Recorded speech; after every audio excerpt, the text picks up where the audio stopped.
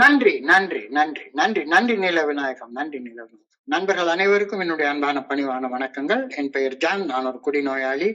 எல்லாம் வல்ல இறைவனோட அருளாலையும் தோழமையில இணைந்து செயல்படுவதால் நான் பெற்றுக்கொள்ளக்கூடிய அனுபவம், தெம்பு, நம்பிக்கையாலையும் இன்னைக்கு ஒரு நாள், இன்னைக்கு ஒரே ஒரு நாள் நான் குடிக்கல. தெளிவா, மன நிறைவா, அமைதியா வாழ என்னாலான எல்லா முயற்சிகளையும் செய்து கொண்டிருக்கின்றேன்.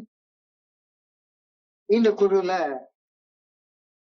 எனக்கு ஒரு சிக்கலான வாய்ப்பு. ஒவ்வொரு ஞாயிற்றுக்கிழமையும் ஒரு வழிமுறையை எடுத்து என்னுடைய அனுபவத்தை பகிர்ந்து கொள்ள ஒரு வாய்ப்பு கொடுத்திருக்கிறாங்க. அதனால குழு நண்பர்கள் அனைவருக்கும், இங்க வந்திருக்கிற ஒவ்வொரு நண்பர்கள் அனைவருக்கும் என்னுடைய பணிவான நன்றிகளை தெரிவித்துக் கொள்றேன். இன்றைக்கு நாம பார்க்க இருக்கிறது 7வது படி பரிந்துரை. அதை பற்றிய ஒரு விளக்கத்தை பார்க்கிறோம்.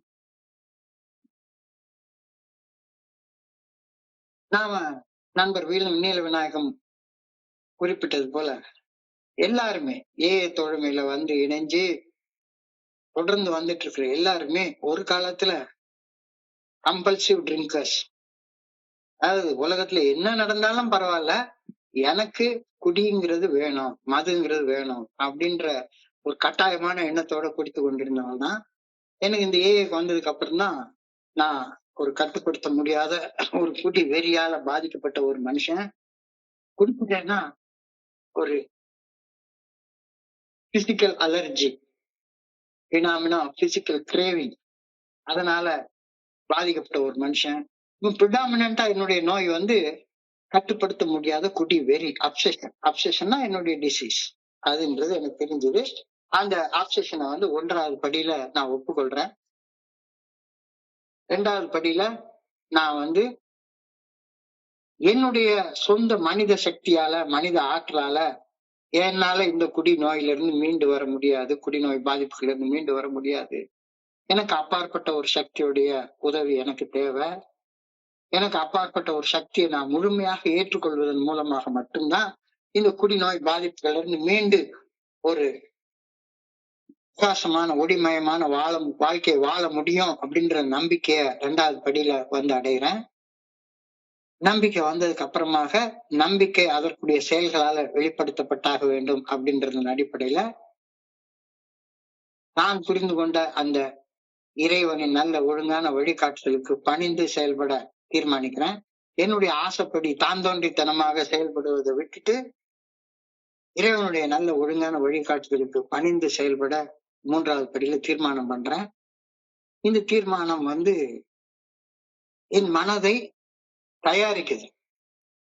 ஒரு புதிய வாழ்க்கையை வாழ்றதற்காக என்னைய நான் தயாரிச்சு கொண்டு இந்த முதல் 3 வழிமுறைகள்ல அப்புறமா செயல் வழிமுறைகள்னு ஒரு 6 செயல் வழிமுறைகள் சொல்றாங்க.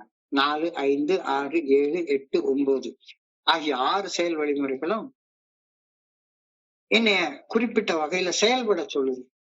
இந்த 6 செயல் வழிமுறைகள்லயே நான் வந்து 3 செயல்களை செய்யறேன். என்ன? இறைவனுடைய நல்ல ஒழுங்கான வழிகாட்டுதலுக்கு மீறி, மனசாட்சியின் உறுத்துதலை மீறி நான் செய்த தவறுகளின் உண்மையான தன்மையை ஒப்புக்கொள்றது 5வது படிநிலை பரிந்துரைப்படி நான் செய்யறேன்.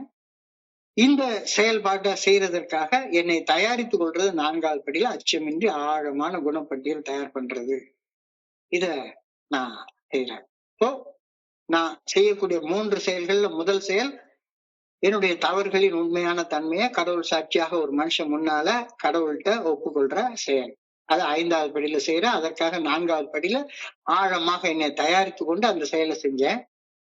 அதற்கு அப்புறமாக நான் செய்ய வேண்டிய செயல் வந்து இன்றைக்கு நாம பார்க்க இருக்கிற செயல். எங்களுடைய குறைபாடுகளை நீக்கும்படி இறைவனை பணிவுடன் வேண்டினோம். எங்களுடைய குறைபாடுகளை நீக்கும்படி இறைவனை பணிவுடன் வேண்டினோம்.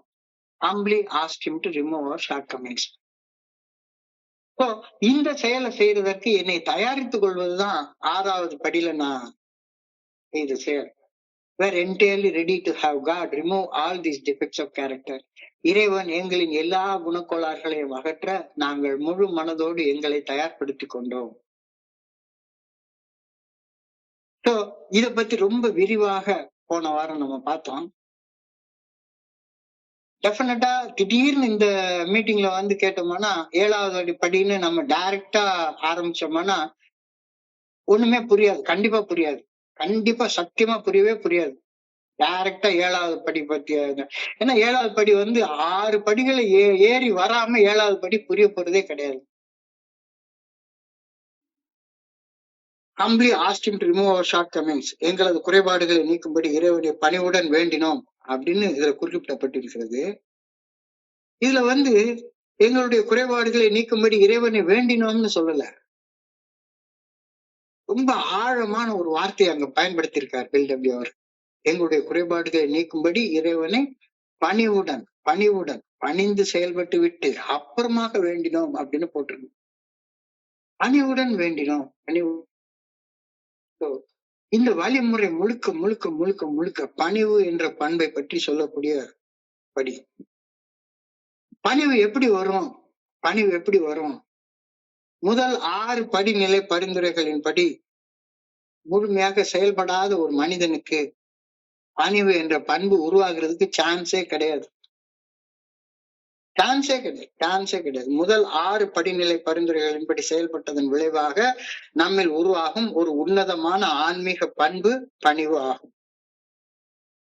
இந்த பணிவு என்ற பண்பு 7வது படி பரிந்துரைப்படி செயல்பட நம்மை உயர்த்துகின்றது.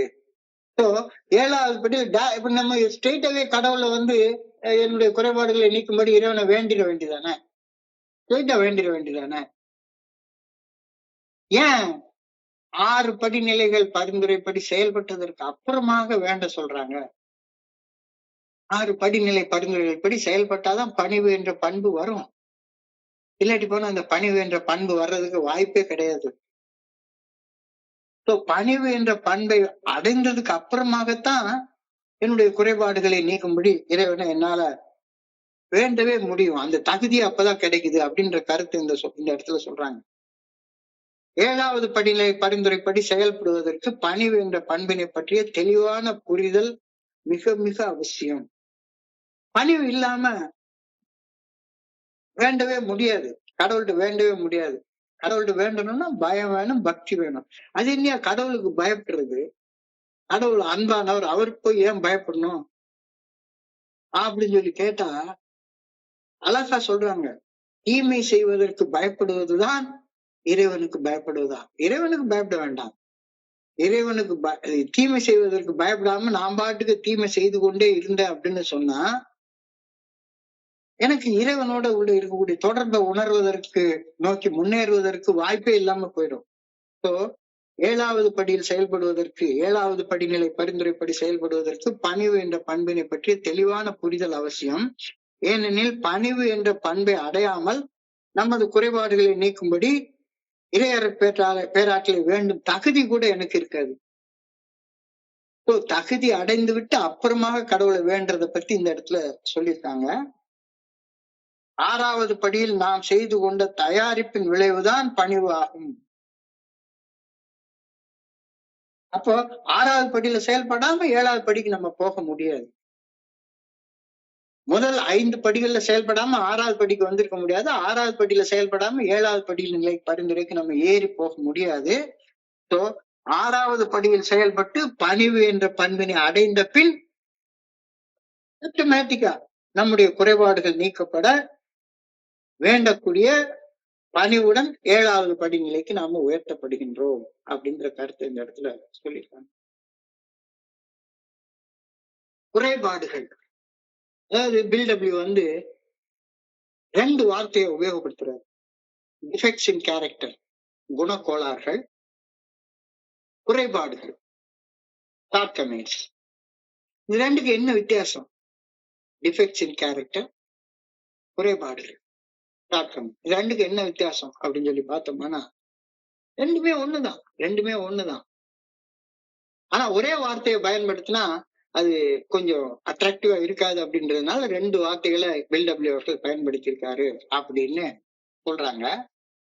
சைக்காலஜி டுடே அப்படின்ற சில உளவியல் ஆய்வாளர்கள் வந்து இந்த பில்டபிள்யூ அவர்களுடைய இந்த ஆன்மீக செயல் திட்டத்தை பத்தி ஆழமாக படிச்சு பாக்குறப்ப அவங்க என்ன சொல்றாங்கன்னா, காஸ் அண்ட் எஃபெக்ட். காரணம் விளைவு.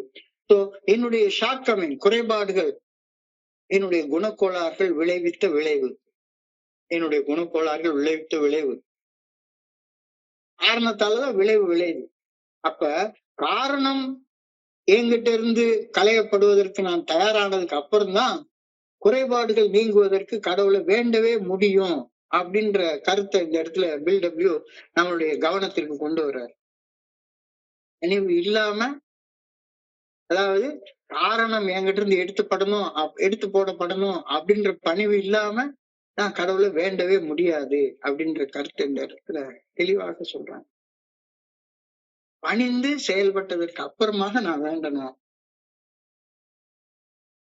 உதாரணத்துக்கு எடுத்துக்கொண்டோம்னா, குடி நோய் என்னுடைய குறைபாடு. அந்த குடி நோய்க்கு காரணம் என்னுடைய குணக்கோளாறுகள். என்னுடைய கட்டுப்படுத்த முடியாத குடிக்கிறது எனக்குள்ளார ஆழமாக மறைந்து போயிருக்கின்ற குணக்கோளாறுகளின் மிகச்சிறிய வெளியே தெரியக்கூடிய விளைவு மட்டும்தான். My alcoholic drinking is an external manifestation of some deep-rooted defects in character அப்படின்னு பில்டபிள்யூ சொல்றாரு. அப்ப என்னுடைய அந்த குடி வெறி நான் கட்டுப்படுத்த முடியாம இருக்கிறதற்கான காரணம். அப்போ நான் கட்டுப்பாடற்று குடிக்கிற அந்த விளைவு, அந்த குறைபாடு என்கிட்ட இருந்து போகணும் அப்படின்னு சொன்னா, நான் கட்டுப்பாடற்று குடிக்கிற அந்த குறைபாடு என்கிட்ட இருந்து போகணும் அப்படின்னு சொன்னா, என்னுடைய குணக்கோளாறுகள் என்ற காரணம் என்கிட்ட இருந்து இறைவனால எடுத்து போடப்படுவதற்கு நான் தயாராக இருக்கணும். அப்பதான் அது நடக்கும். இதுக்கு உதாரணமா சொன்னேன்னா, நான் குடி வெறியில குடிக்கிற செயலை நிறுத்தினாதான் குடி வெறி இறைவனால் என்கிட்ட இருந்து அகற்றப்படுவதற்கு நான் தயாராக வந்துட்டேன்னு அர்த்தமாகும். நான் கோப வெறியில கெட்ட வார்த்தை பேசுறேன், தேவையில்லாத செயல்களை செய்யறேன், அடிக்கிறேன், உடைக்கிறேன், என்னென்னமோ பண்றேன், வெறித்தனமா என்னென்னமோ செய்யறேன். அப்ப இந்த வெறித்தனமான செயல்கள் செய்யறதுல இருந்து நான் விலகி இருக்கிறது தான் கோப வெறி கடவுளால் என்கிட்ட இருந்து, கோப வெறி என்ற குறைபாடு என்கிட்ட இருந்து இறைவனால நீக்கப்படுவதற்கு நான் வந்தடைய வேண்டிய பணிவான தயார் நிலை. இப்படியே போன வாரம் டீட்டெயில்டா பார்த்தோம். பயம் வந்தா ஓடி ஒளியாம இருந்தா பயம் என்ற குறைபாடு உங்ககிட்ட இருந்து அகற்றப்படுவதற்கு நீ தயார் நிலைக்கு வந்துட்டா ஆட்டோமேட்டிக்கா பயம் போயிடும். பொறாமையில புறம் பேசுறது, சந்தேகத்துல வேவு பார்க்கறது, காம வெறியில தனியா உட்காந்துட்டு என்னத்தையாச்சும் பண்ணிக்கிட்டே இருக்கிறது, தேவையில்லாத படங்கள் பார்க்கறது. நான் எனக்கிட்ட இருந்து குறைபாடு அகற்றப்படணும் அப்படின்னா குணக்கோளாறுகளால உந்தப்பட்டு செயல்படுவதிலிருந்து இருந்து விலகி இருக்கிற தயார் நிலையை அடையணும். குணக்கோளாறுகளால உந்தப்பட்டு செயல்படுற அந்த தயார் நிலைக்கு அடையிறது தான் பணிவு அப்படின்னு சொல்றாங்க. தன்னலம், தன்முனைப்பு, selfishness and self-centeredness, that we think is the root cause of all our troubles. Selfishness and self-centeredness, அதுதான் நம்முடைய பிரச்சனைகள் எல்லாருக்கும் ஆணி வேர்.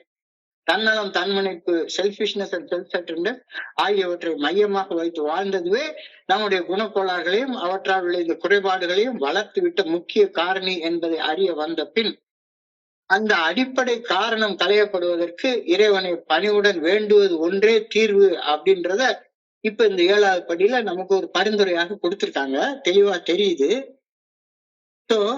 மனசாட்சியின் மூலமாக வெளிப்படுத்தப்படும் இறையருள் பேராற்றல் நல்ல ஒழுங்கான வழிகாட்டுதலால் நமது பிரச்சனைகளுக்கு அடிப்படை காரணமாகிய தன்னலத்தை பிறர் நலமாகவும் தன்முனைப்பை பணிவாகவும் திருத்தி அமைத்துக் கொள்வது 7வது படியில் நாம் செய்யும் பிரார்த்தனையால் நிகழ்கின்றது அப்படின்ற கருத்தை, ஏன்னா பிக் புக் எடுத்து படிச்சு பாத்தீங்கன்னா 7வது படிக்கு வெறும் ஒரே ஒரு பிரார்த்தனை மட்டும்தான் கொடுக்கப்பட்டிருக்கிறது, வேற எதுவுமே கொடுக்கப்படல. 7வது படிய இந்த பிரார்த்தனை செய்வதன் மூலமாக நீ நிறைவேற்றிக் கொள்ளலாம் அப்படின்னு சிம்பிளா முடிச்சுட்டாங்க. அப்ப இந்த பிரார்த்தனை செய்வதற்கு என்னை தகுதிப்படுத்தி கொண்டதுக்கு அப்புறமாக பிரார்த்திக்கணும் அப்படின்றதா இந்த படியில நாம பார்க்க வேண்டிய முக்கியமான அம்சம். பணிவினை அடைய வேண்டும் என்பதுதான் பணிவு. Humility. Humbly ask him to remove our shortcoming. பணிவு, அடக்கம், ஹியூமிலிட்டி. பணிவினை அடைய வேண்டும் என்பதுதான் 7வது படிநிலை பரிந்துரை வலியுறுத்தி சொல்லக்கூடிய ஒரே ஒரு விஷயம். வேற ஒண்ணுமே சொல்லல. இந்த இருக்கிறதுலே ஷார்ட்டான பரிந்துரைனா இந்த பரிந்துரை தான். Humbly ask to remove our shortcomings. அவ்வளவுதான். வெறுமன 7 வார்த்தைகள் மட்டும்தான் இருக்கு. Humbly ask him to remove our shortcomings. எங்களது குறைபாடுகளை நீக்கும்படி இறைவனை பணிவுடன் வேண்டினோம். அப்ப இந்த இடத்துல மையமாக இருக்கிறது அந்த பணிவுடன் வேண்டினோம். வெறுமன வேண்டினோம்னு சொல்லல, பணிவுடன் வேண்டினோம் அப்படின்னு சொல்றது. இப்போ பணிவு அடையாம கடவுளை வேண்டக்கூடிய தகுதி நமக்கு வராது அப்படின்ற கருத்து ரொம்ப ஆழமாக அழுத்தமாக சொல்லப்பட்டிருக்கிறது.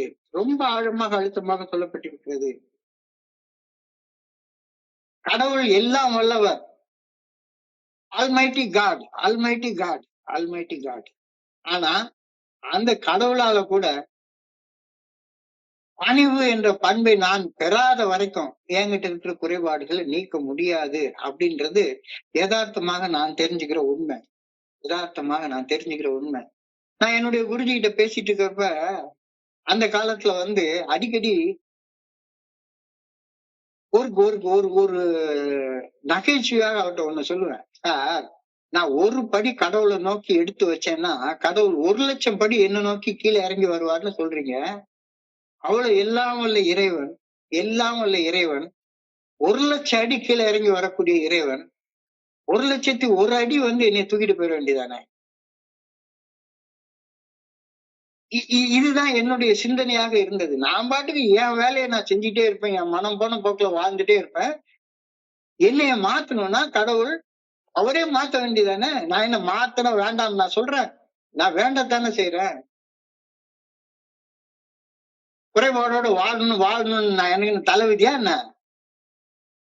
நான் விரும்பிக்கிட்டா குறைபாடோட வாழ்றேன். குறைபாடோட வாழணும் அப்படின்றது எனக்கு எந்த வகையாக தவம் இருந்து நான் குறைபாடோட வாழல. ஆனா குறைபாடோட வாழ்ந்துட்டு இருக்கேன். அந்த குறைபாடுகள் போகணும்னு விரும்பவும் செய்யறேன். ஆனா என்கிட்ட இல்லாதது என்ன? அந்த பணிவு இல்லைன்னா கடவுளால கூட என்னுடைய குறைபாடுகளை என்கிட்ட இருந்து அகற்ற முடியாது. இந்த ஒரு சின்ன கருத்து தான் எனக்கு புரியவே இல்லை. நான் இருக்கிற இடத்துல இருந்துக்கிறேன். கடவுள் என்னைய தூக்கிட்டு போட்டோம். என்னை உயர தூக்கிட்டு போறதுக்கு அவருக்கு சக்தி இருக்குல்ல. நான் வேண்டேன்ல. எவ்வளவு தியான மையங்களுக்கு போறேன், எத்தனை கூட்டங்களுக்கு போறேன், எவ்வளவு சர்வீஸ் பண்றேன், எவ்வளவு பேருக்கு நான் சாம்பார் சர்வீஸ் பண்றேன், வேண்டி விரும்பி பேனர் கட்டுறேன், அதை கட்டுறேன், இதை கட்டுறேன், எல்லாம் பண்றேன். இதெல்லாம் பணிவு கிடையாது அப்படிங்கிறது எனக்கு புரியவே இல்லை. பணிவு என்பது என்னுடைய மனசாட்சி நல்ல ஒழுங்கான வழிகாட்டுதலுக்கு பணிந்து செயல்படுவதுதான் பணிவு. மனசாட்சி நல்ல ஒழுங்கான வழிகாட்டுதலுக்கு அடங்கி நடப்பதுதான் அடக்கம். இது எனக்கு புரியவே இல்லை. நான் என்ன நினைச்சிட்டு இருக்கேன், பணிவுன்னா உடல் மொழியால வெளிப்படுத்தப்படக்கூடிய நடிப்பு, தந்திரம் அப்படின்னு தான் நினைச்சிட்டு இருக்கேன். அதுல இந்த கவர்மெண்ட்ல வேலை பாத்தீங்கன்னா போதும், நல்ல பிராண்டட் ஷர்ட்டா வச்சிருப்பாங்க. ஆனா பெரிய ஆபீசர் இன்ஸ்பெக்ஷன் வந்தான்னா அன்னைக்கெல்லாம் பிராண்டட் ஷர்ட் போட்டு வர மாட்டான். ஒரு கூள கும்பிடு போட்டுக்கிட்டு, ஒரு அழுக்கு சட்டையை போட்டுக்கிட்டு, ஒண்ணும் இல்லாத ஒரு ஏழை மாதிரி ஒரு நடிப்பான். பணிவு என்பது உடல் மொழியால் வெளிப்படுத்தப்படும் நடிப்போ தந்திரமோ கிடையவே கிடையாது. அது மனசாட்சிக்கு பணிந்து செயல்படுவதால் ஏற்படக்கூடிய தன்னடக்கம், நாவடக்கம், கையடக்கம். தன்னலம், தன்முனைப்பு ஆகியவற்றின் அடிப்படையில் செயல்படும் போது பணிவு என்ற பண்பு இருக்க வாய்ப்பே கிடையாது. நான் வெறுமன நான் ஒரு அனிவர்சரிக்கு போனேன் அப்படின்னு ஒரு போட்டோ எடுத்து போட்டுட்டேன்னா கூட போதும், என்கிட்ட பணிவே கிடையாது. இறைவன்ட்ட என்னுடைய குறைபாடுகள் நீங்கும்படி வேண்டதுக்கான தகுதி கூட என்கிட்ட கிடையாது. ஒரு சின்ன தகுதி கூட கிடையாது. என்னைய முன்னிலைப்படுத்தி நான் இதெல்லாம் பண்றேன் அப்படின்னு ஊருக்கெல்லாம் காட்டுற வேலைய செஞ்சுட்டேன்னா போதும். ஒரே ஒரு போட்டோ எடுத்து போட்டா போதும். ஒரே ஒரு போட்டோ எடுத்து போட்டா போதும். ஒரே ஒரு இடத்துல அனானிமிட்டி நான் பிரேக் பண்ணிட்டேன்னா போதும். அந்த பணிவுன்ற பண்பு எனக்கு இல்லாம போயிடும். பணிவுன்ற பண்பு இல்லாம போயிடுறப்ப என்னுடைய குறைபாடுகளை நீக்கும்படி இறைவனை வேண்டக்கூடிய தகுதியே எனக்கு இல்லாம போயிடும். பணிவு அவ்வளவு சுலபமா வராது. பணிவு அவ்வளவு சுலபமா வராது. முதல் 6 படிநிலைகளில் பரிந்துரையின்படி செயல்பட்டதுக்கு அப்புறம் தான் பணிவே எனக்கு வரும். பணிவு. இந்த பணிவுன்றது ஒரு அடிக்டோடைய நேச்சர் கிடையாது.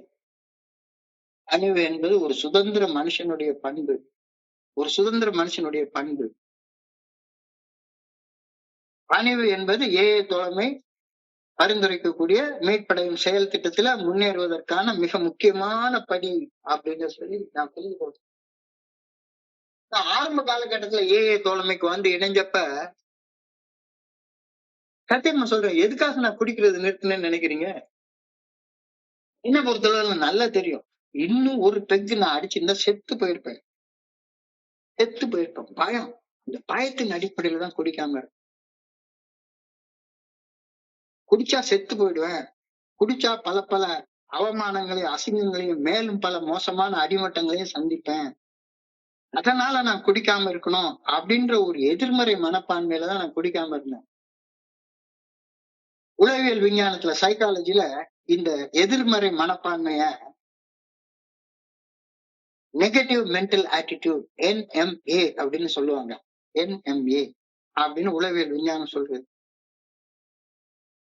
ஆனா அதே நேரத்துல மோசம் செய்யக்கூடிய முதல் குடியை விலக்கி வைத்து மனத்தெளிவுடன் வாழ்ந்தால் எனக்கு ஒரு அபரிமிதமான வாழ்க்கை கிடைக்கும். நான் என்னாலையும் வாழ்வாங்கு வாழ முடியும். வாழ்வின் பல பல உன்னத நிலைகளை இதுவரை நான் கண்டு உணர்ந்திராத அந்த உயர்மட்ட நிலைகளை, தன்னுணர்வு நிலைய, ஆன்மீக விழிப்புணர்வு நிலைய என்னால சந்திக்க முடியும் அப்படின்ற மனப்பான்மையில குடிக்காம இருக்கிறது நேர்மறை மனப்பான்மை. இந்த 2 மனப்பான்மைக்கு இடையில உள்ள எவ்வளவு பெரிய வித்தியாசம் இருக்குன்னு பாருங்களேன். இந்த பாசிட்டிவ் மென்டல் ஆட்டிடியூட் நேர்மறை மனப்பான்மை PMA பாசிட்டிவ் மென்டல் ஆட்டிடியூடுக்கும் நெகட்டிவ் மென்டல் ஆட்டிடியூட் NMA ரெண்டுக்கு இடையில மலைக்கும் மடுவுக்குள்ள வித்தியாசம் இருக்கு. நான் வந்து பயந்து செத்து போய் குடிக்காம இருக்கிறது அப்படின்ற அந்த மனநிலையில இருக்கிறதுக்கும் உயர்ந்த உன்னத நிலையை அடைகிறதற்காக நான் இருக்கிறதுக்கும் நிறைய வித்தியாசம் இருக்கு. சோ ஏஏ தோழமையில வந்து இணையறப்ப நான் குடிச்ச குடிக்கு அசிங்கப்பட்டு அவமானப்பட்டு அகால மரணம் அடைஞ்சிருவேன் அப்படின்ற அந்த அகால மரணத்தை, மோசமான மரணத்தை தவிர்க்கணும் அப்படின்னு தான் நான் ஏஏ தோழமையில வந்து இணைஞ்சேன். தொடர்ந்து குடிக்காம இருக்கிறது ஆரம்ப காலகட்டத்துல அதுக்காக தான். குடிச்சா வேலை போயிடும், சம்பாதிக்க முடியாது, பொண்டாட்டி போயிடுவாங்க, சமுதாயத்தை அசிங்கமா போயிடும், இதுக்காக குடிக்காம இருக்கணும் அப்படின்னு தான் நினைச்சிட்டு இருந்தேன். மோசம் செய்யும் முதல் குடியை தவிர்த்து வாழ்வது தொடர்ந்து பயத்துல வாழ்வதற்காகவா? தொடர்ந்து குறைபாடுகளோட வாழ்வதற்காகவா? இல்ல இல்ல இல்ல இல்ல. பயத்துல வாழ்வது நிறைவான வாழ்க்கையாக இருக்க முடியுமா? இருக்க முடியாது இல்ல. மாறாக மோசம் செய்யக்கூடிய முதல் குடியை விலைக்கு வைத்து வாழ்வது ஒரு அபரிமிதமான வாழ்க்கை வாழ்வதாகவும், வாழ்வாங்கு வாழ்வதற்கான வாழ்க்கைக்கு இட்டு செல்லக்கூடிய முதல் படி மோசம் செய்யக்கூடிய முதல் குடியை குடிக்கிறது நிறுத்துறது அப்படின்னு தெரிஞ்சுக்கிறப்ப என்னுடைய நெகட்டிவ் மென்டல் ஆட்டிடியூட் வந்து பாசிட்டிவ் மென்டல் ஆட்டிடியூட மாறுது. அந்த மாற்றம் இந்த 7வது படியில நடக்குது. 6 7வது படிநிலைகள் நடக்குது. வாழ்க்கையை 2 உணர்வுகளின் அடிப்படையில மட்டும்தான் வாழ முடியும் அப்படின்னு பெரியவங்க, சான்றோர்கள், சாட்சிய வாழ்ந்தவங்க எல்லாம் சொல்லி வச்சுட்டு போயிருக்காங்க. 2 உணர்வுகளின் அடிப்படையில. 2 எந்த உணர்வுகள்? பயத்தின் அடிப்படையில வாழ்ற வாழ்க்கை, நம்பிக்கையின் அடிப்படையில வாழ்ற வாழ்க்கை. இந்த 2 வாழ்க்கை தான். வேற எந்த அடிப்படையிலயும் வாழ முடியாது மனுஷன். குடிச்சா செத்து போயிடுவோமோ அப்படின்ற பயத்துல, குடிச்சா பொண்டாட்டி போயிடுவா, வேலை போயிடும், அசிங்கம் வந்துடும், அவமானம் வந்துடும் அப்படின்ற அந்த நெகட்டிவ் மென்டல் ஆட்டிடியூட்ல வாழ்ற பயத்துல வாழக்கூடிய வாழ்க்கை ஒரு வகையான வாழ்க்கை. இல்ல குடிக்காம இருந்தா என்னால படிப்படியா முன்னேறி இந்த வழிமுறைகளை பின்பற்றியதன் பலனாக நான் தன்னுணர்வு என்ற ஆன்மீக விழிப்புணர்வு நிலையை அடைவேன் அப்படின்ற நம்பிக்கையோட மேல ஏறி போறது நம்பிக்கையின் அடிப்படையில வாழ்ற வாழ்க்கை.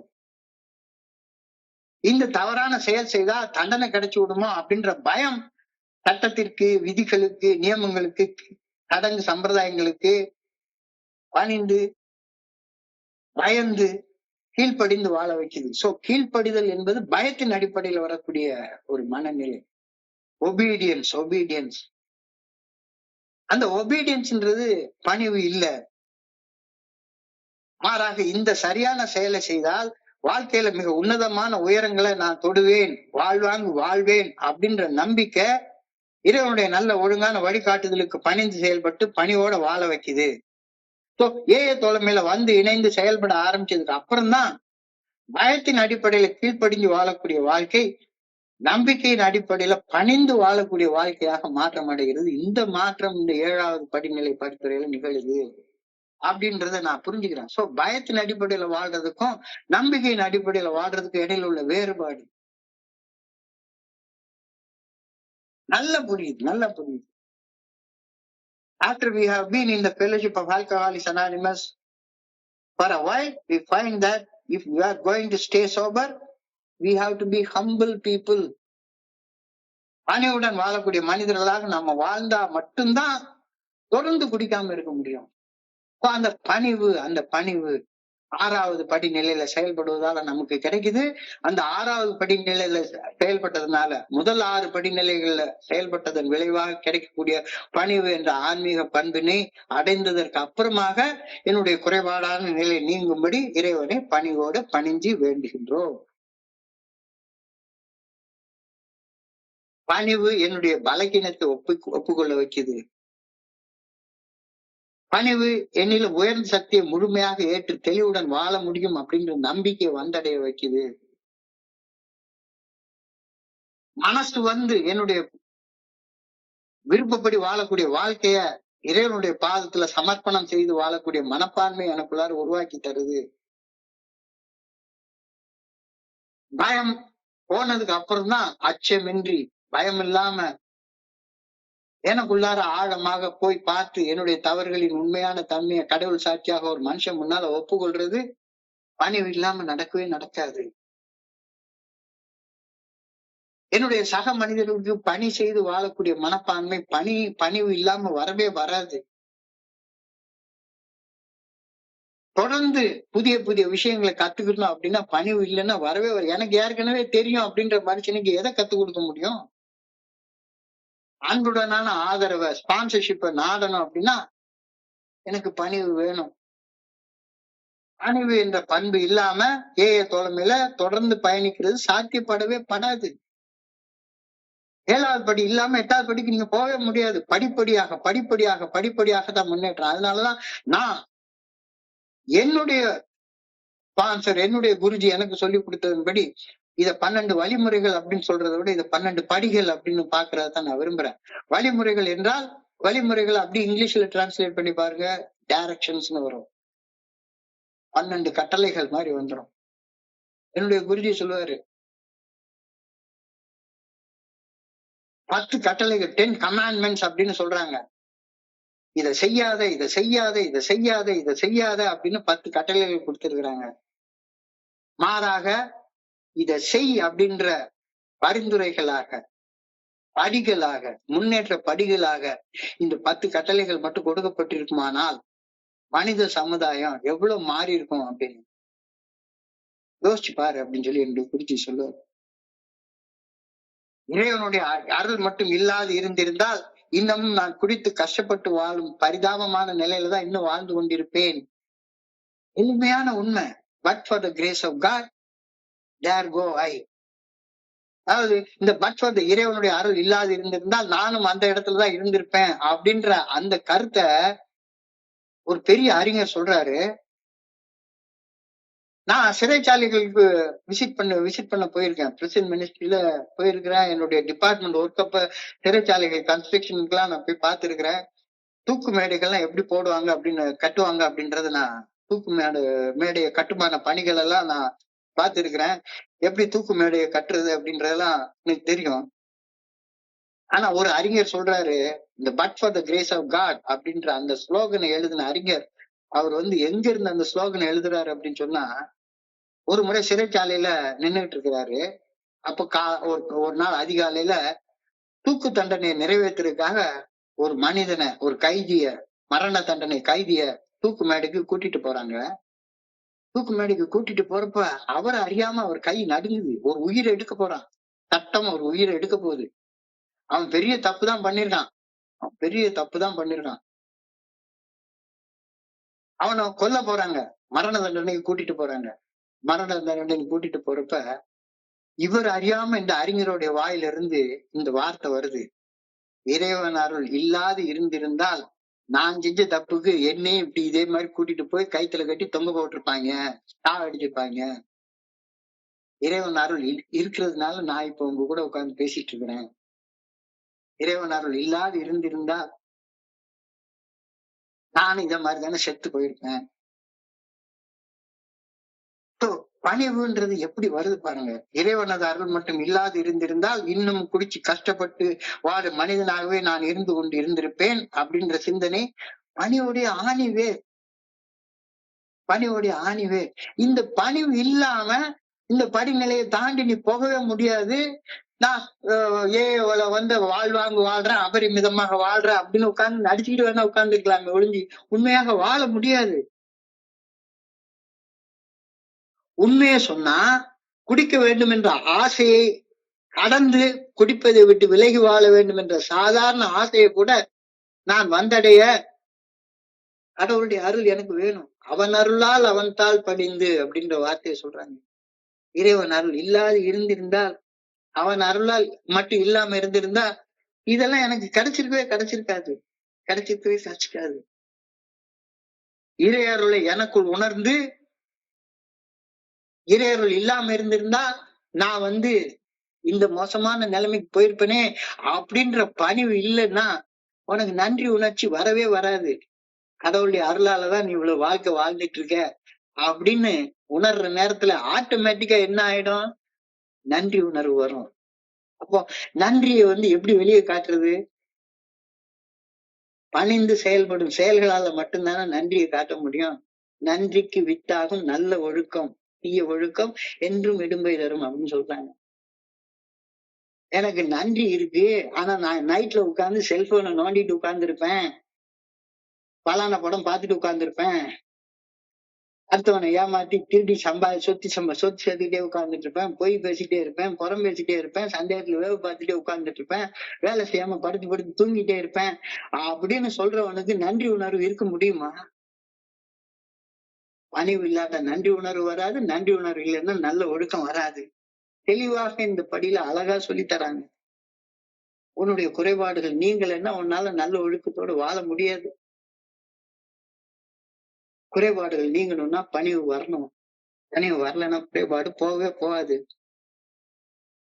பணிவு இல்லைன்னா உன்னுடைய குடி நாட்கள் நடந்த அசிங்க அவமானத்தை கூட காலரத்துக்கு விட்டு பேசிட்டு அறிஞ்சிட்டு இருப்ப. காலரத்துக்கு விட்டு பேசிட்டு அறிஞ்சிட்டு இருப்ப. டேய் நீ கெட்டவனா, நான் கேடு கெட்டவன் அப்படின்ற அகங்காரத்தோடய பேசிட்டு இருப்ப. ஒரு நண்பர் சொல்லுவாரு, நீ படிச்ச ஸ்கூல்ல நான் ஹெட் மாஸ்டர்டா, நீ என்ன ஒரு வெறுமனே ஹாஃப் பாட்டில் தானே குடிச்சேன், நான் 1.5 பாட்டில் குடிச்சேன், 2 பாட்டில் குடிச்சேன், நீ ஒரு பொம்பளைட்ட தானே போனேன், நான் 10 பொம்பளைட்ட போனேன். இதுக்கு பேர்லாம் பணிவு அப்படின்னு சொல்லி நானா பேர் வச்சுக்கிறேன். பணிவு என்பது என்னை குறைச்சு பேசுறது கிடையாது. பணிவு என்பது என்னை குறைச்சு பேசுறது கிடையாது.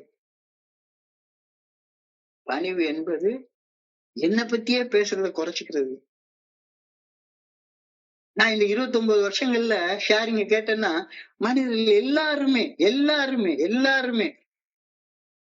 ஷேரிங் முழுக்க நான் அன்னைக்கு அப்படி இருந்தேன், மீட்டிக்கு தொடர்ந்து வர்றேன், இன்னைக்கு நான் நல்லா ஆயிட்டேன். நல்லா ஆகுறதுக்கு நான் பிறர் நல பணிகள் செய்தேன், அதனால நல்லா ஆனேன் அப்படின்ற கருத்து பகிரப்படுவதே கிடையாது. ஒரு கேள்வியை கேட்டு பார்ப்போம், நம்ம ஹம்பிள் தொடர்ந்து பணியோட இருக்கிறேனா அப்படின்னு சொல்லி எனக்கு நானே கேட்டு பார்த்தா நிச்சயமா இல்ல. நல்லா தெரியுது. பணிவு என்ற ஆன்மீக பண்பு 7வது படிநிலை பரிந்துரையில் செய்யப்படும் மிக முக்கியமான ஒரு ஆன்மீக பண்பு ஆகும்.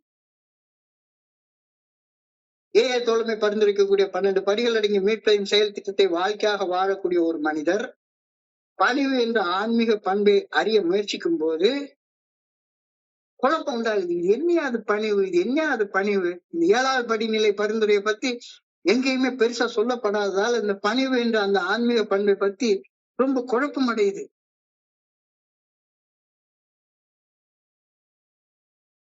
பணிவு, அடக்கம் உள்ள மனிதர்கள் அவமானத்தால, அசிங்கத்தால அவங்க எல்லாம் பணிவா இருக்கிறாங்க அப்படின்ற குழப்பம் தான் உண்டாகுது. Humility and humiliation, humility and humiliation. ஹியூமிலியேஷன்னா அவமானம், அசிங்கம். ஹியூமிலிட்டி என்றால் பணிவு. ஸோ ஒரு மனுஷன் ஹம்பிளா இருக்கக்கூடிய மனுஷனை பார்த்தேன் அப்படின்னு சொன்னா அந்த ஹம்பிளா இருக்கிற மனுஷன் அவமானப்பட்டு வாழக்கூடிய ஒரு மனுஷனாகத்தான் இந்த சமுதாயத்துல நமக்கு தோற்றம் தருகிறது. ஆட்டோமேட்டிக்கா நமக்கு அந்த குழப்பம் வருது.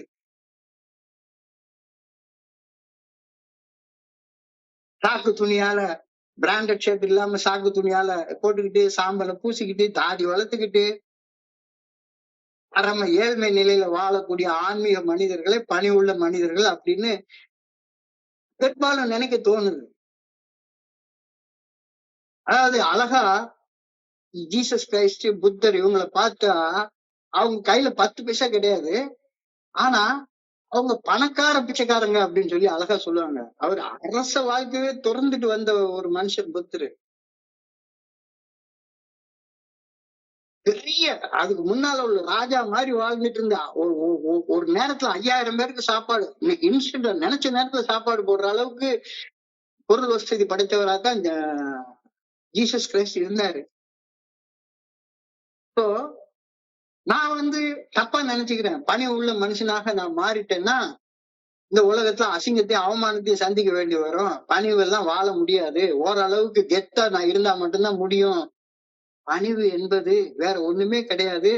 மனசாட்சியின் மூலமாக வெளிப்படுத்தப்படும் இறைவனது நல்ல ஒழுங்கான வழிகாட்டுதலுக்கு பணிந்து மனசாட்சி உறுத்தக்கூடிய செயல்களை செய்யாமலும் மனசாட்சி சரின்னு செய்ய சொல்லக்கூடிய செயல்களை செய்தும் வாழ்றதுதான் பணிவு. இது ரொம்ப காலமா எனக்கு புரியவே இல்லை. தோழமை பரிந்துரைக்கக்கூடிய 12 படிகள் அடங்கிய மீட்படையும் செயல் திட்டம் பணிவுடன் வாழும் வாழ்க்கையை நமக்கு கற்றுத்தருகிறது. ஆனாலும் தங்களையே தாழ்வானவர்கள் என்று கருதி கொள்ளக்கூடிய மனிதர்கள் பணிவோட வாழவே முடியாது. இந்த பாடத்தை இந்த 7வது படியில நான் கத்துக்கிறேன். நிமிர்ந்த நன்னடை, நேர்கொண்ட பார்வை, பூமியில் யாவருக்கும் அஞ்சாத நெறிகள். இது யாருக்கு வரும்? யாருக்கு வரும்? இறைவனுடைய நல்ல ஒழுங்கான வழிகாட்டுகளுக்கு பணிந்து செயல்படாத மனுஷனுக்கு இந்த நிமிர்ந்த நன்னடை, நேர்கொண்ட பார்வை வருமா என்ன? அது எவ்வளவு பெரிய IAS ஆபீசர் ஆயிரு, இல்ல எவ்வளவு பெரிய இவனாயிரு, உட்காந்து கையெடுத்து கும்பிட்டுக்கிட்டு அடுத்த ஓட்டு பிச்சை கேட்டுக்கிட்டு அப்படித்தான் இருக்க முடியும் உன்னால. சோ தோழமை பரிந்துரைக்கக்கூடிய 12 படிகள் அடங்கிய மீட்படையும் செயல் திட்டம் பணிவுடன் வாழ நமக்கு கற்றுத்தருகின்றது. எனினும் தங்களையே தாழ்வானவர்கள் என கருதி கொள்ளும் தாழ்வு மனப்பான்மையில் இருப்பவர்கள் பணிவுடன் வாழ்வது சாத்தியப்படவே படாது. என்னுடைய இன்ஃபீரியாரிட்டி காம்ப்ளெக்ஸ் கூட என்னுடைய ஒரு குணக்கோளாறு அப்படின்றது இந்த படியில தான் நான் கத்துக்கிறேன். தன்னுடைய சொந்த நிழலை காணும்போது கூட பயப்படும் மனிதர்கள், தங்களை பற்றி மிக தாழ்வான சுய பிம்பம் கொண்டிருப்பவர்கள், தங்களது தாழ்வான நிலையில் இருந்து எழுந்து நிற்க பயப்படுங்கிறவங்க, இவங்களை போய் பணிவான மனிதர்கள் அப்படின்னு பொதுவாக சொல்றது சரியா வருமா? கொஞ்ச நேரம் யோசிச்சு பார்ப்போம். பணிவு குறிச்சு இது போல கருதுவது பணிவை பற்றி நம்ம ஒரு தப்பான அபிப்பிராயம் வச்சிருக்கிறதுக்கு சமமானது அப்படின்றது. இப்போ தோழமை பரிந்துரைக்கக்கூடிய 12 படிகள் அடங்கிய மீட்படையும் செயல் திட்டத்தை வாழ்க்கையாக வாழ்வதில் முன்னேற்றம் கண்ட மனிதர்கள் பணிவு என்ற பண்பினை வித்தியாசமான கோணத்துல பாக்குற மனிதர்களாக இருப்பாங்க. நான் யாரு? நான் ஒரு குடிநோயாளி, குடிச்சு இவ்வளவு கஷ்டப்பட்டேன் அப்படின்ற உண்மையை ஒப்புக்கொள்றதுக்கு ஒரு பணிவு வேணும். அந்த பணிவோட ஒப்புக்கொள்றது குடிச்சு வாழ்றதுக்காக இல்ல, அந்த வாழ்க்கையில இருந்து மேம்பட்டு வேற ஒரு உன்னத நிலைக்கு போறதற்காக மட்டும்தான். நான் யார்? நாம் எத்தகைய பண்பு நலன்களை கொண்டுள்ளோம் அப்படின்ற அடிப்படை உண்மைகளை அறிந்து அவற்றை ஏற்றுக்கொள்பவர்கள் மட்டுமே ஏஏ தோழமையில இணைந்து செயல்படும் பணி உள்ள மனிதர்களாக இங்க நாம பாக்குறோம். நான் என்னை ஒரு குடிநோயாளி என்று ஒப்புக்கொள்வது தொடர்ந்து குடிநோயாளியாக வாழ்வதற்காக அல்ல. அந்த நிலையிலிருந்து நம்பிக்கையை வந்தடைந்து சமர்ப்பணம் செய்து அச்சமின்றி ஆழ்ந்த குணப்பட்டியல் தயார் பண்ணி என்னுடைய தவறுகளின் உண்மையான தன்மையை ஒப்புக்கொண்டு என்னுடைய குறைபாடுகள் நீக்க தயாராக இருந்து குறைபாடுகள் நீக்க பணிவுடன் வேண்டி செயல் திருத்தங்கள் கொண்டு வந்து அகத்தாய்வு செய்து பிரார்த்தனை செய்து தியானம் செய்து ஆன்மீக விழிப்புணர்வு நிலை என்ற உயர்ந்த நிலைக்கு போறதுக்கு இந்த பணிவு என்ற பண்பு ரொம்ப அவசியம் தேவை. அப்ப பணிவுள்ள மனுஷனாக நான் இருக்கிறப்ப மட்டும்தான் என்னுடைய பலகீனம் எனக்கு தெளிவாக தெரிய வரும். பணிவு இல்லைன்னா என்னுடைய பலகீனமே எனக்கு பலமா தெரிஞ்சிட்டு இருக்கும். அழகா நான் இன்னொரு மீட்டிங் நடத்திட்டு இருக்கிறதுல அழகா சொல்றாங்க. என்ன சொல்றாங்க? ஒரு மனுஷனுக்கு ரெண்டே ரெண்டு டைரக்ஷன்ல தான் பயணம் பண்ண முடியும். ஒண்ணு மேல் நோக்கிய பயணம், இல்ல கீழ் நோக்கிய பயணம். இறைவன் எனக்குள்ளார இருக்கின்றார். அந்த இறைவனை உணரக்கூடிய அந்த ஆன்மீக விழிப்புணர்வு நோக்கி இந்த வழிமுறைகளை பின்பற்றியதன் பலனாக ஒரு ஆன்மீக விழிப்புணர்வை பெறக்கூடிய மேல் நோக்கிய பயணம், இல்ல குடிச்சு குடிச்சு குடிச்சு குடிச்சு வீணாகி புது புது அடிமட்டங்களை காணக்கூடிய கீழ் நோக்கிய பயணம். மேல் நோக்கிய பயணத்திற்கு வானமே எல்லை, அதுக்கு எல்லையே கிடையாது. அதே மாதிரி கீழ் நோக்கிய அடிமட்டத்திற்கு எல்லையே கிடையாது. எவ்வளவு அசிங்க அவமானத்தையும் விட இன்னொரு அசிங்கமான அவமானத்தையும் நம்ம பார்க்கலாம். கீழ் நோக்கிய பயணத்துக்கு எல்லையே கிடையாது. இதுல என்ன வித்தியாசம்னா, கீழ் நோக்கிய பயணத்தை பயணிக்கிறதுக்கு உங்களுடைய அறிவு போதும். மனுஷனுடைய அறிவு போதும், மனுஷனுடைய உடம்புடைய ஆற்றல் போதும். 10 பொம்பளைட்ட போறதுக்கு ஒரு மனுஷனுடைய தனி மனித உடல் ஆற்றல் போதும். ஆனா பிறன்மனை நோக்கா பேராண்மை அப்படின்னு சொல்லியிருக்காங்க. பிறன்மனை நோக்கா பேராண்மை. ஆம்பளைன்றவன் 10 பொம்பளைட்ட போறவன் இல்ல ஆம்பளை. வேற பொம்பளைய பார்த்தா அந்த நேரத்துல உணர்ச்சி வசப்படாம இருக்கிறவன் தான் ஆம்பளை. இருக்கிறத வச்சுட்டு போதும்ன்ற மனசோட வாழக்கூடியவன் தான் ஆம்பளை. அவன் தான் பேராண்மை. அந்த ஆண்மைக்கு இலக்கணமே அதுதான். அப்ப அது எங்கிருந்து கிடைக்கும்? பணிவு என்ற பண்பாலதான் கிடைக்கும். ஆடம்பரம் மற்றும் அவமானம் ஆகிய இரு மிக எல்லைகளுக்கு நடுவில் வாழும் பணி உள்ள ஒரு மனிதன், ஆடம்பரமும் வேண்டாம், எனக்கு பிச்சைக்காரத்தனமும் வேண்டாம், எனக்கு நிறைவானது இருக்கு. பணி உள்ள மனுஷன் ஆட்டோமேட்டிக்கா ஒரு நிறைவு வரும், ஒரு கண்டென்ட்மெண்ட் வரும். இறைவன் நிறைவானவர், நிறைவை உணர்வதே இறைவனை உணர்வதாகும். அப்ப நிறைவு எங்க வரும்? பணி உள்ள மனுஷனை தவிர வேற யாருக்கு நிறைவு வராது, கண்டிப்பா வராது. பணி உள்ள மனுஷனுக்கு மட்டும்தான் நன்றி உணர்ச்சி வரும். நன்றி உணர்ச்சி வந்தா மட்டும்தான் உன்னால நல்ல ஒழுக்கத்தோட வாழ முடியும். நீ நல்ல ஒழுக்கத்தோட வாழலைன்னா உனக்கு கடவுளுக்கு நன்றி உணர்ச்சியே இல்லை அப்படின்னு அர்த்தம். நீ கடவுளுக்கு 1008 விரதம் இருந்து எத்தனை விரதம் இருந்தாலும் சரிதான், தலைக்கீழ நின்று தவம் பண்ணாலும் சரிதான், தலைக்கீழ நின்று தவம் பண்ணாலும் சரிதான், அடுத்தவன் பொண்டாட்டிய கையை காட்டுறதுக்கு கடவுள் உனக்கு அனுமதி கொடுக்க போறதே கிடையாது. நான் என்னுடைய தவத்தால் இவ்வளவு வலிமையை பெற்றுக்கொண்டேன், நான் இனிமே என் இஷ்டத்துக்கு தாண்டோண்டித்தனமா வாழ்வேன் அப்படின்றதுக்கு கிடையவே கிடையாது. அந்த ஆற்றல் உனக்கு கிடைக்க போறதே கிடையாது. அது உன்னுடைய மனித ஆற்றலால் நீ செய்யறது. தவம் என்பது பணிவு வளர்த்து கொள்றதுதான் தவம், பணிவை வளர்த்து கொள்றதுதான் தவம் அப்படின்ற கருத்து இந்த இடத்துல தெளிவாக எனக்கு தெரிய வருகிறது. பணிவு கிடையவே கிடையாது, பொறுமை கிடையவே கிடையாது எனக்கு. அதாவது ஒரு பணிவோட ஒரு இடத்துல அமைதியா இருக்க எனக்கு தெரியவே தெரியாது. நான் இந்த கற்பாறையை கலட்டி எறி அப்படின்ற புத்தகத்தை தமிழாக்கம் பண்ற நேரத்துல அந்த புத்தகத்துல ஒரு பகுதி வரும், இன்னும் பகுதி வரும். ஒருத்தன் ஒரு டிக்கெட் ரிசர்வேஷனுக்காக ஒரு கியூல நின்றுட்டு இருக்கான். இப்பெல்லாம் ஐஆர்சிடிசி வந்துருச்சு, நம்ம வீட்டுல இருந்தபடியே ரிசர்வ் பண்ணிக்கலாம். ஆனா அந்த காலத்துல எல்லாம் எங்க போனாலும் சரிதான், பேங்க் போனாலும் சரிதான், எங்க போனாலும் சரிதான், ஒரு கியூ நின்றுட்டே இருக்கும், பெரிய கியூ நிக்கும். அப்போ இந்த டிக்கெட் ரிசர்வேஷனுக்காக நான் நிக்கிற நேரத்துல ஒரு கியூ நின்னுட்டு இருக்கோம். அந்த கியூ நின்னுட்டு இருக்கிற நேரத்துல நமக்கு முன்னால ஒரு 5 பேர் நின்னுட்டு இருப்பாங்க. அந்த 5 பேருக்கு முன்னால நிக்கிறவர் வந்து அப்பதான் அந்த டிக்கெட் ரிசர்வ் பண்றவர்கிட்ட இவருக்கு 7000 கேள்வி கேட்டுட்டே உட்கார்ந்துருப்பாரு. 7000 கேள்வி கேட்டுட்டே உட்கார்ந்துருப்பாரு. இந்த ட்ரெயின் எங்க, அந்த ட்ரெயின் எங்க, இங்க லோயர் பர்த் இருக்கா, அது இருக்கா, இது இருக்கா அப்படின்னு சொல்லி கேட்டு அவர் ஒரு 5 நிமிஷம் எடுத்துக்கொள்வாரு. 5 நிமிஷம் எடுத்து ஒரு டிக்கெட் ரிசர்வ் பண்ணுவாரு. இங்க பின்னால இருக்கிற எல்லாருக்கும் இதெல்லாம் முதல்லயே தெரிஞ்சு வச்சுக்கிட்டு ஃபார்மை ஃபில்அப் பண்ணிருக்க வேண்டியதானயா, இங்க பின்னால நின்றுட்டு இருக்கவங்க என்ன பைத்தியக்காரனா அப்படின்னு அப்படியே மனசு எரிஞ்சு கொதிச்சு கொந்தளிச்சு நான் வந்து போயிட்டு இருப்பேன். அப்ப கொஞ்ச நேரத்துக்குள்ளாரே கூட ரயில்வே மினிஸ்டரே கூட கண்ணா அப்படின்னா திட்டுறது. என்ன ரயில்வே நடத்துறாங்க, ஒண்ணுத்துக்கு சரி கிடையாது. அரசாங்கமே துப்பு கட்ட அரசாங்கம். இந்த ஆன்டி எஸ்டாப்ளிஷ்மெண்ட் அப்படின்னு சொல்லுவாங்க. நடக்கிறதுக்கு எதிராக சிந்திக்கிறது தான் எனக்கு வேணும். எல்லா பயிலும் லஞ்சம் வாங்கிட்டு அலையறான், ஒரு பயிலும் உருப்படி கிடையாது, மாறணும் மாறணும் மாறணும் மாறணும் மாறணும் அப்படின்னு சொல்லி அப்படியே கொந்தளிச்சுக்கிட்டு இருப்பேன். என்ன அவர் ஒரு 5 நிமிஷம் எடுத்துக்குவாரு. மிஞ்சி போனா எனக்கு ஒரு 15 நிமிஷம் 20 நிமிஷத்துல என்னுடைய டேர்ன் வரப்போது, நான் டிக்கெட் ரிசர்வ் பண்ணிட்டு வரப்போறேன். ஆனா அந்த 15 நிமிஷத்துக்குள்ளார பணிவு இல்லாத ஒரே காரணத்தினால கொதிச்சு கொந்தளிச்சு உள்ளுக்குள்ளார ஏகப்பட்ட நெகட்டிவ் வைப்ரேஷன்ஸ உண்டு பண்ணிக்கிட்டு டிக்கெட் ரிசர்வ் பண்ணிடுவேன்.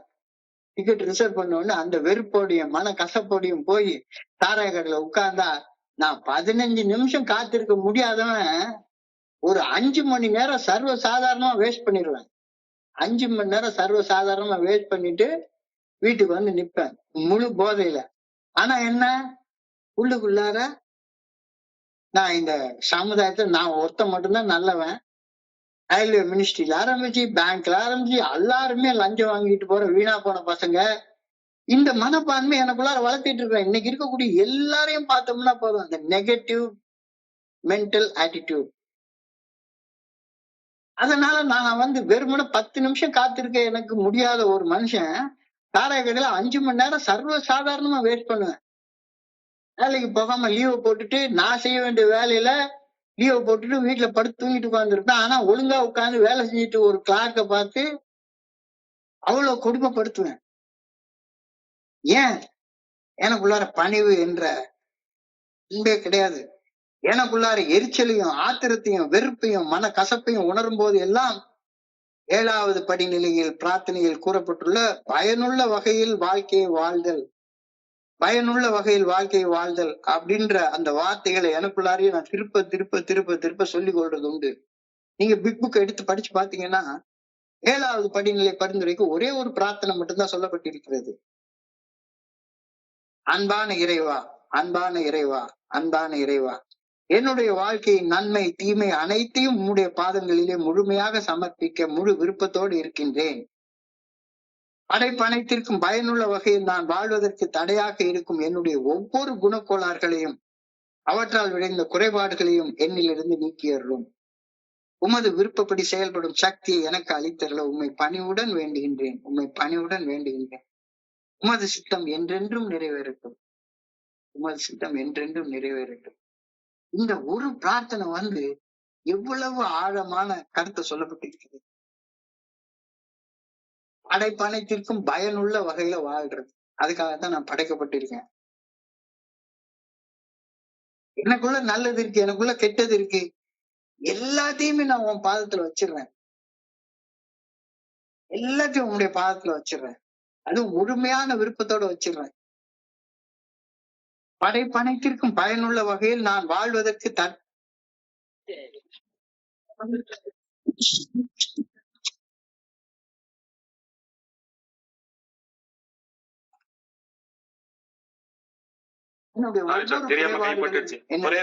ஒரே நிமிஷம் சார்.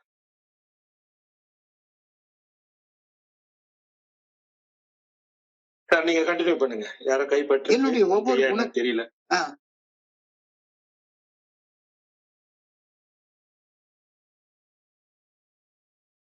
என்னுடைய ஒவ்வொரு குணக்கோளாறுகளையும் அவற்றால் விளைந்த குறைபாடுகளையும் என்னிடமிருந்து நீக்கியறலும். அப்ப இந்த இடத்துல நல்லா பார்த்தா 7வது படிநிலை பரிந்துரை ரொம்ப சின்ன பரிந்துரை தான் சொல்லுது. எங்களுடைய குறைபாடுகளை நீக்கும்படி பணிவுடன் வேண்டினோம். பணிவுடன் வேண்டினோம். இந்த பணிவு பணிவு பணிவு ஹியூமிலிட்டி. 7வது படிநிலை பரிந்துரையில் நிலைத்திருந்து தொடர்ச்சியாக செயல்படுவது என்னுடைய மீட்படைதலில் பிரிக்க முடியாத அங்கமாக அமைகின்றது. தன்னலமும் தன்முனைப்பும் என் மனதில் மறந்திருந்து என்னை தாக்கும் போது பயனுள்ள வகையில வாழ்தல் என்ற வார்த்தைகள் அர்த்தமே இல்லாம போயிடும். நான் எனக்குன்னு மட்டுமே வாழ்ந்துட்டு இருக்கிற நேரத்துல என் பொண்டாட்டிக்காக கூட வாழ மாட்டேன். என் பொண்டாட்டி எனக்காக வாழணும்னு தான் நான் நினைப்பேன். அப்போ அடுத்தவங்க எனக்காக வாழணும் அப்படின்ற நினைப்பு எனக்குள்ளார வர்ற நேரத்துல என்னால எனக்கு அவமானங்கள் ஏற்படுறத தவிர்க்கவே முடியாது. அழகா ஒரு பெரிய அறிஞர் ஒரு கோட்டு சொல்லியிருக்காரு. A truly humble man can never be humiliated. A truly humble man can never be humiliated. உண்மையான பணிவுள்ள மனிதன், மனசாட்சியுடைய நல்ல ஒழுங்கான வழிகாட்டுதலுக்கு பணிந்து செயல்படக்கூடிய ஒரு மனிதன், மனசாட்சி உறுத்தக்கூடிய செயல்களை செய்யாமலும் மனசாட்சி சரி என்று சரின்னு சொல்லக்கூடிய செயல்களை செய்தும் வாழக்கூடிய ஒரு மனிதன் வாழ்க்கையில அவமானத்தை சந்திக்கவே மாட்டான். எனக்கு நிறைய அவமானம் வருதே, நான் நினைச்சதுல நடக்க மாட்டேங்குதே, நான் அவமான உணர்வை உணர்ந்து கொண்டே இருக்கிறேனே அப்படின்னா, நீ அவமானத்தை சந்திக்கும் போதெல்லாம் ஒண்ணு நல்ல ஞாபகத்தை வச்சுக்கோ, நீ தேவையான அளவு பணிவோடு இல்ல, அதனாலதான் அவமானத்தை சந்திக்கிற அப்படின்றத புரிஞ்சுக்கோ. அடுத்தவங்களுடைய செயலால உனக்கு அவமானம் வருவதே கிடையாது. உன்னுடைய பணிவில்லாத செயல்களாலதான் உனக்கு அவமானம் வருது. இதுதான் அடிப்படை உண்மை அப்படின்னு ஏஎஃப் ஃபெலோஷிப் எனக்கு இந்த 7வது படியில சொல்லுது. ஆனா நான் இதை ஏற்றுக்கொள்ள மாட்டேங்கிறேன். என்னை அவமானப்படுத்துறது நான் நல்லா செஞ்சிட்டு இருந்தேன், இல்ல வரவே வராது. அடிப்படை விதி, ஆன்மீக விதி. உனக்கு அவமானம், உனக்கு அசிங்கம், உனக்கு தீமை, இல்ல உனக்கு நன்மை, உனக்கு நல்லது எல்லாமே உன்னுடைய செயல்களாலதான் உனக்கு வருதே ஒழிஞ்சு அடுத்தவங்க தந்து வர்றதே கிடையாது, வர்றதே கிடையாது. அப்ப இந்த 7வது படியில செயல்படுறது உன்னுடைய வாழ்க்கையில பிரிக்க முடியாத ஒரு அங்கமாக அமைகின்றது அப்படின்ற கருத்தை இந்த இடத்துல சொல்றாங்க.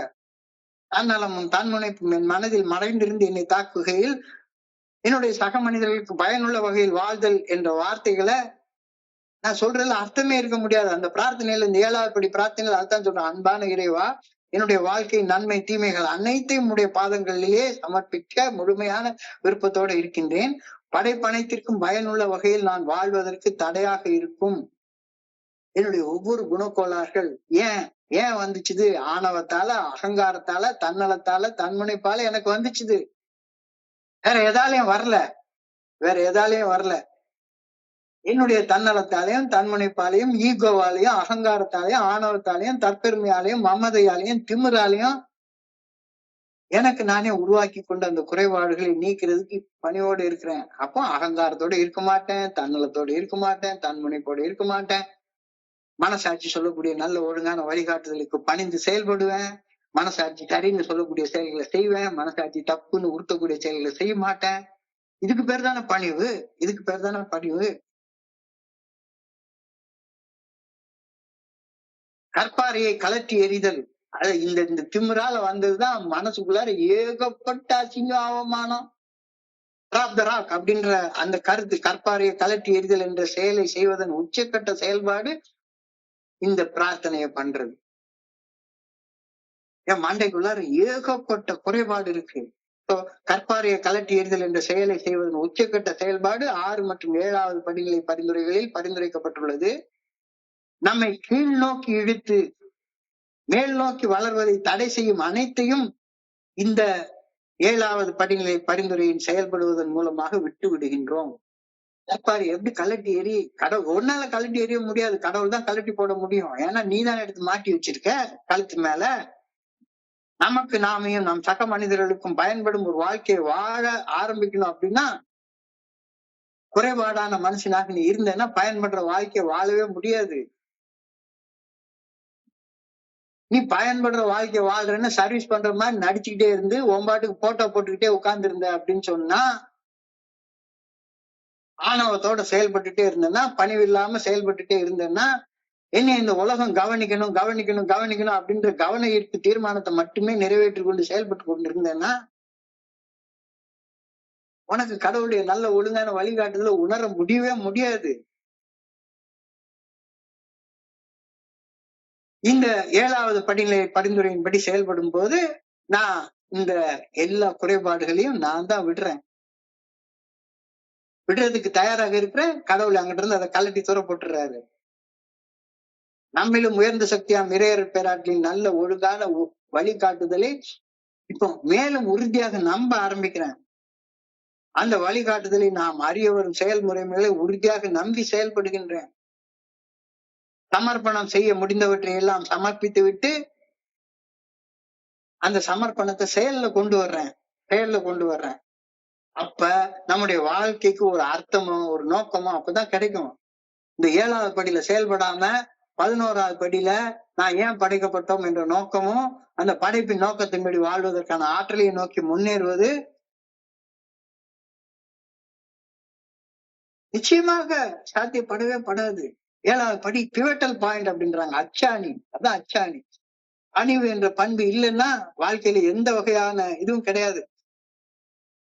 6 மற்றும் 7வது படிநிலை பரிந்துரைகள் ரெண்டுமே ஒண்ணுதான். 6 என்று தயாரிப்பு, 7 என்று செயல்படுதல், தயாரித்து கொண்டு செயல்படுதல். 6 மற்றும் 7வது படிநிலை பரிந்துரைகளின்படி செயலாற்றும் போது மனச்சலனமற்று வாழ்தல் என்ற புதிய எல்லைக்குள் நாம கடந்து செல்றோம். இனிமேல ஒண்ணுமே இல்லை. துன்பம் இனி இல்லை, தோற்பில்லை, சோர்வில்லை, நல்லது தீயது நாம் அறியோம், அன்பு நெறியில் அறங்கள் வளர்த்திட, நல்லவை நாட்டுக தீயவை ஓட்டுக. இந்த 7வது படியில நடக்குது. 6 மற்றும் 7வது படிநிலை பரிந்துரையின்படி செயலாற்றும் போது மனச்சலனமற்று வாழ்தல் என்ற புதிய எல்லைக்குள் கடந்து செல்கின்றோம். 1 முதல் 5 வரையிலான படிநிலை பரிந்துரையின்படி செயல்பட்டமையால் கீழ்கண்டவற்றை கற்றுக்கொண்டோம். நம்மிலும் உயர்ந்த சக்தியின் இருத்தலை முழுமையாக ஏற்றுக்கொள்தல், நமது செயல் அடிமைத்தனத்தின் இயல்புகளை புரிந்து கொள்தல், நமது செயல் அடிமைத்தனத்தால் நம்முடைய கடந்த காலத்தில் நாமே உருவாக்கி கொண்ட சிதைவுகளை ஒப்புக்கொள்தல், இப்பொழுது செயலாற்ற ஒழுங்கான முழுமையான விருப்பத்துடன் தயார் நிலையை நாம அடைந்துள்ளோம். இந்த இடத்துலதான் 7வது படிநிலையில தான் என்னுடைய குறைபாடுகள் போனாதான் எனக்குள்ளார அந்த பணிவு வந்தாதான் எனக்கு நன்றி உணர்வு வரும்.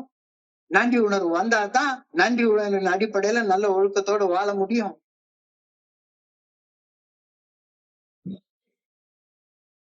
இப்போ இதுவரைக்கும் நாம செய்த செயல்கள் எப்படியோ, ஆனா இந்த 7வது படிநிலைக்கு பரிந்துரைக்கு அப்புறம் தான் செயல் திருத்தங்கள். 8வது படிநிலையில செயல் திருத்தங்கள், அமெண்ட்மெண்ட்ஸ். அடுத்தவங்களை காயப்படுத்துற மாதிரி செயல்படுறத மாத்திக்கணும் அப்படின்னா உனக்குள்ளார பணிவு என்ற பண்பு இல்லாம உன்னால அடுத்தவங்களை காயப்படுத்துற மாதிரி செயல்படுவது மாற்றிக்கொள்ளவே முடியாது. 8 மற்றும் 9வது படிநிலை செயல்களில் திருத்தம் கொண்டு பரிகார செயல்கள் செய்து பரிந்துரைக்கப்படுகின்றோம். இத செய்யணும்னா நீ குறைபாடுள்ள மனுஷனாக வாழ்ந்து கொண்டிருந்தே இருந்து எப்படி நீ செயல் திருத்தத்தை கொண்டு வர போற? எப்படி நீ பரிகாரம் எல்லாம் பண்ண போற? 8 மற்றும் 9வது படிநிலை செயல்கள் செயல்படுறதுக்கு முன்னால 6 மற்றும் 7வது படிநிலைகளை புரிந்து கொண்டு செயல்பட ஆரம்பித்து நீ செயல்பட்டா இருக்க வேண்டியிருந்தானே. எடுத்த உடனே நீ குறைபாடுள்ள மனுஷனாக குறைகளையே வச்சு கொண்டு வாழ்ந்து கொண்டிருக்கிற, போய் எப்படி செயல் திருத்தத்தை கொண்டு வர போற? அந்த கேள்வி அழகா இங்க கேட்கிறாரு. 8 மற்றும் 9வது படிநிலை பரிந்துரைகளில் நம்முடைய செயல்களில் திருத்தம் கொண்டு பரிகார செயல்கள் செய்ய போறோம். ரைட்டு தான். இதனை செய்வதற்கு முன்னால இந்த படி நீ கடந்து வந்திருக்க வேண்டாமா? நாம் செயல்படும் விதத்தில் மாற்றம் பெற மனதினுள் முழுமையாக விரும்பாவிட்டால் செயல் திருத்தங்கள் கொண்டு பரிகாரங்கள் செய்வதில் என்ன மதிப்பு இருக்க முடியும்? என்ன மதிப்பு இருக்க முடியும்? யோசிச்சு பாரு அப்படின்னு சொல்லி கேட்கிறாரு. மிகுந்த பொறுப்புணர்ச்சியோட செயலாற்ற வேண்டிய இந்த படி, இந்த 7வது படி. நினைவுன்றது அவ்வளவு சும்மா சின்ன வார்த்தை, 3 எழுத்துள்ள வார்த்தை. அழகா எனக்கு அந்த காலத்துல நான் பிடிச்ச ஒரு நடிகருடைய பாட்டுல இந்த பாட்டு வரும். பதவி வரும்போது பணிவு வர வேண்டும், துணிவும் வர வேண்டும் தோழா, பாதை தவறாமல் பண்பு குறையாமல் பழகி வர வேண்டும் தோழா. பெரிய பதவிகள் வருது. பதவிகள் வந்துட்டா நான் ட்ரஸ்டி ஆயிட்டேன், டெலிகேட் ஆயிட்டேன், இன்டர்வியூ சேர்மன் ஆயிட்டேன் அப்படின்னா என்னை எல்லாரும் கவனிக்கணும் அப்படின்றதுக்காகவே அந்த பதவியை கொண்டு வர்றதா? பதவி வரும்போது பணிவு வர வேண்டும்.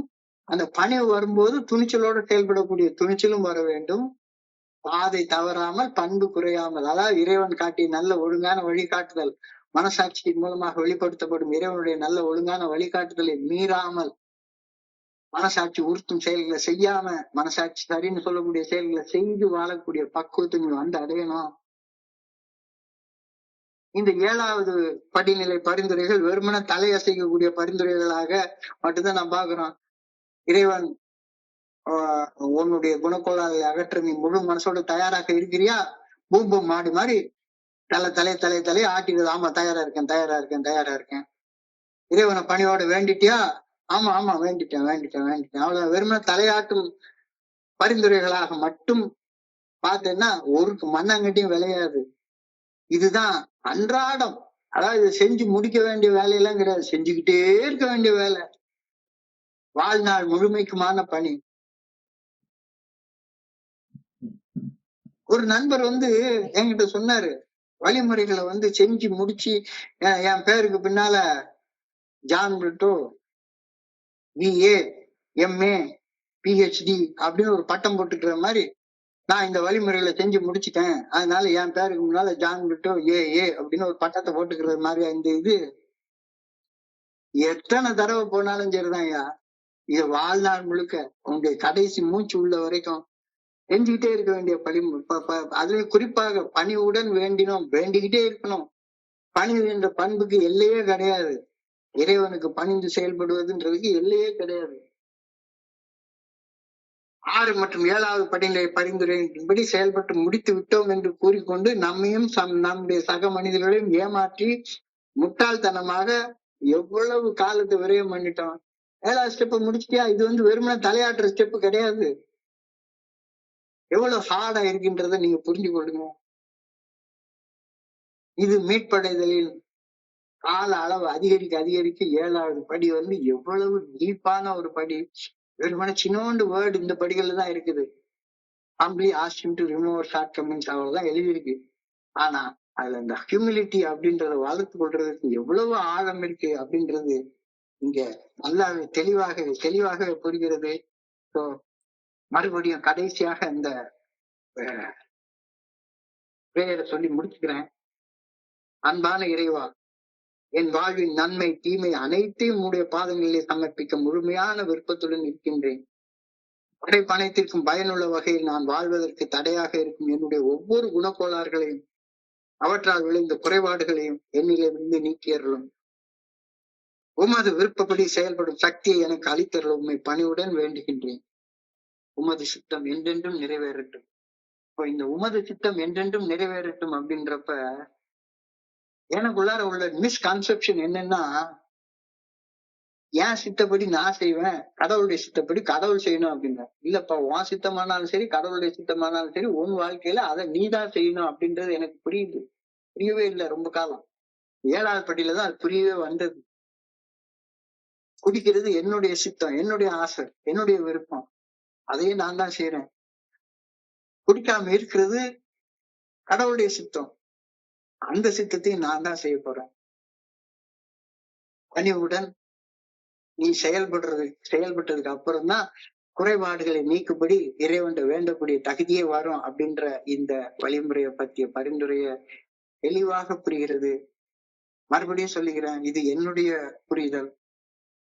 எனக்கு இந்த 7வது படிநிலை பரிந்துரையை பற்றி சிந்திக்கும் போது என் மனதை கடந்து சென்ற சிந்தனைகளை உங்களோட பகிர்ந்து கொள்ள இந்த நல்ல வாய்ப்பு உருவாக்கி கொடுத்த இந்த குழுவிற்கு என்னுடைய மிக பணிவான நன்றிகளை தெரிவித்துக் கொள்றேன். இது வரைக்கும் பொறுமையாக கேட்ட ஒவ்வொரு நண்பருக்கும் என்னுடைய பணிவான நன்றிகள். இந்த இரவு பொழுது நண்பர்களுக்கு இனிமையான இரவாக அமைய இறைவனை பணிவோடு வேண்டிக் கொள்கின்றேன். நன்றி. வாழ்க வளமுடன்.